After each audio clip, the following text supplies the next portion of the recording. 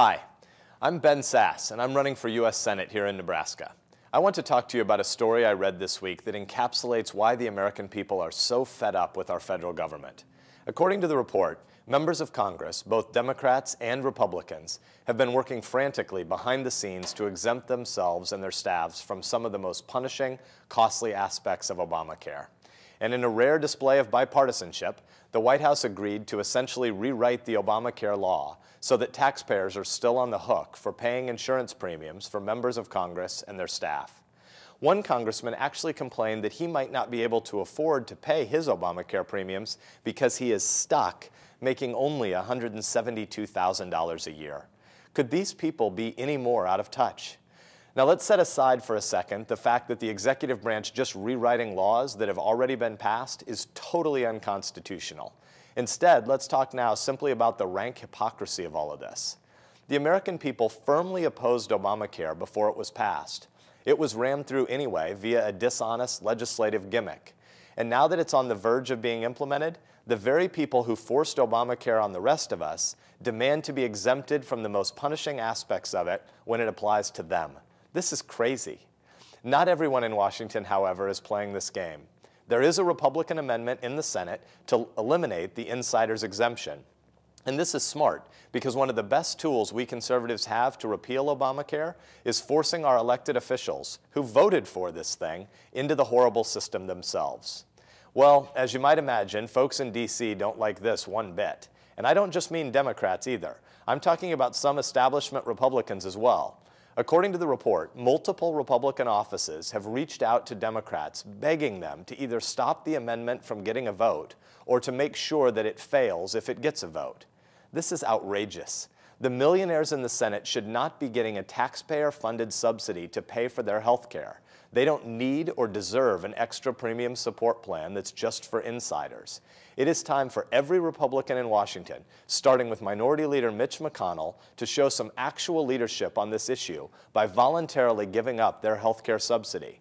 If D.C. politicians are going to force this country to accept President Obama's experiment with socialism, they have to live under it with the rest of us. There is not one set of rules for Washington elites and another set for the rest of us, the masses.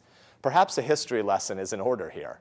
Under our founders' brilliant system, Americans are not peasants. Our elected officials in D.C. are not kings. What is good for we the people should be good enough for Congress. The arrogance of this episode is a perfect example of what is so messed up about our Capitol. It's the same mentality that leads bureaucrats to think that they can manage our healthcare system in a 2,300-page bill. I'm not sure what's more offensive about this, that they think they can plan our lives for us, or that they actually believe they don't have to live under the same laws the rest of us do. I've actually read the Obamacare bill. I've worked in the healthcare sector for years, and I know just how bad this bill is.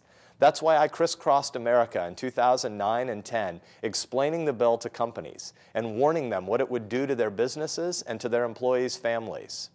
What's so sad about this healthcare debate is that the solutions here are actually relatively simple. We need to defund Obamacare, repeal it, and start over. We should help states strengthen their high-risk pools to care for the 5 million sickest of our fellow Americans. Then we need to create a level playing field so that farmers and small businesses get the same tax treatment that big companies and unions get. And we need to be sure that the insurance products families need leave them protected against catastrophic loss if they happen to get sick or in an accident, even when they're changing jobs. But this doesn't need to be done in a way that puts bureaucrats between patients and doctors. Problem solved. No massive takeover by the government, no bureaucratic nightmares, just common sense conservatism and actual faith in American ideals.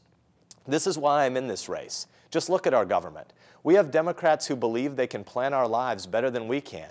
And then on the other hand, there are so few Republicans who seem to be interested in and able to articulate an actual conservative governing vision for America. I believe our nation stands at a crossroads where we either roll over and allow the tide of government to expand, replacing freedom with dependency, or we stop it right here, right now, and we preserve this nation as the last best hope on earth our parents and grandparents gave us. I have a lot of hope for this country. Our conservative ideas are right, and when we stick to these principles, we win. Families in America win. If you agree with me, I hope you'll share this on Facebook and Twitter and forward it to your family and friends. But most of all, I'd sure appreciate your support. I'm Ben Sasse, and I approve this message, and I'll talk to you soon.